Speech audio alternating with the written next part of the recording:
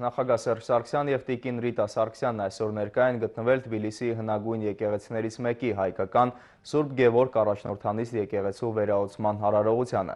Այն վերահսկվել է Ամենայն Հայոց կաթողիկոսի հանդեսապետությամբ։ Արարողության ներկա եղել նաև եկեղեցու բարերար Վրաստանի նախկին վարչապետ Բիձինա Իվանիշվիլին, որը մյուս բարերարների հետ վեհափառ հայրապետի կողմից պարգևատրվել է հայ առաքելական եկեղեցու բարձր պարգևով։ Ներկայացնում է Նունե Սիմոնյանը։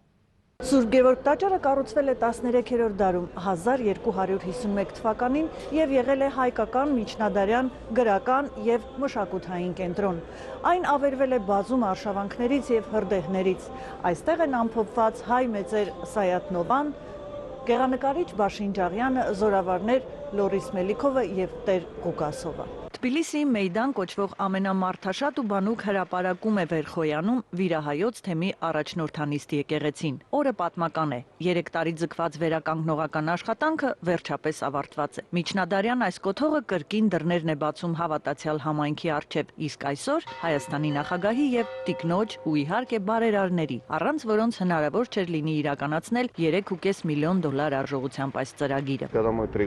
Վերջին տարիներին, երբ Թբիլիսիում վերականգնողական լայնածավալ աշխատանքներ էին տարվում, մեզ հայերիս համար շատ ամոթ էր, որ մեր եկեղեցին բավական անմխիթար վիճակում էր, ամբողջ երկայնքով վնասվածք ուներ։ Շնորհիվ Ռուբեն Վարդանյանի և նրա ընկերների Թբիլիսիում գործող հայկական երկրորդ եկեղեցին այժմ նորոգվել է, և համոզված ենք, որ այն հնարավորություն կտա վիրահայերին այսուհետև ապրել ավելի լիարժեք հոգևոր կյանքով։ Եկեղեցու վերականգնմանը մասնակցել են ինչպես հայ, այնպես էլ վրացի մասնագետներ։ Աշխատանքների ընթացքում մեծ ուշադրություն է դարձվել նախ եկեղեցու ամրացմանը, քանի որ ստորգետնյա ջրերը մեծ վտանգ էին ներկայացնում եկեղեցու համար։ Ողողում էին տաճարի հիմքը և քայքայում պատերի աղյուսե շարվածքը։ Սուրբ Գևորգը բացառիկ է իր որմնանկարներով։ Տաճարի մուտքի և խորանի կողքի պատերը, կամարային որմնախորշերը և սյուները զարդարված են Հովնաթանյանների, Գևորգ Բաշինջաղյանի և անհայտ վարպետների ստեղծագործություններով։ Դրանք ևս վերականգնվել են։ Որմնանկարների վրայից հեռացվեց այն շերտերը, որոնք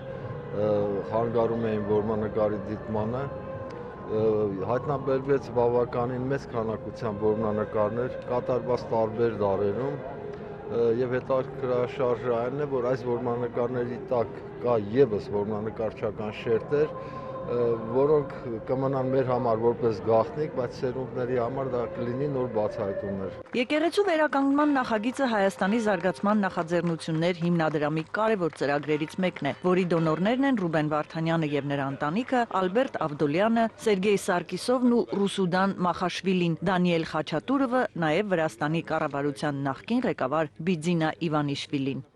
Իսկապես սա հիանալի հնարավորություն է գտնվել մեր բարեկամների կողքին։ Աշխարհում չկա ևս երկու այսպիսի հարևան ժողովուրդ, որոնք լուրջ տարաձայնություններ չունեն։ Մենք թանգարաններ ենք անելու, ուսման տեղեր ենք անելու, Տումոյի կենտրոն եւ ընդհանուր մասը դառնալու է հայկական մշակույթի կենտրոն։ Եկեղեցու վերահսկման հանդիսավոր արարողությունը տեղի ունեցավ Ամենայն Հայոց կաթողիկոսի հանդիսապետությամբ։ Արարողության ավարտին վեհափառը հայ առաքելական եկեղեցու բարձրագույն պարգևներ հանձնեց պատմական կոթողի նորոգման աշխատանքներում ներգրավված անհատներին, իսկ եկեղեցու մուտքի աջ պատին փակցված բարերարների ու նվիրատուների անունները այցելուներին միշտ հիշեցնելու են, որ հայ ժողովրդի ուժն իր միասնության մեջ է։ Նունե Սիմոնյան, Ազդարար, Վրաստան, Թբիլիսի։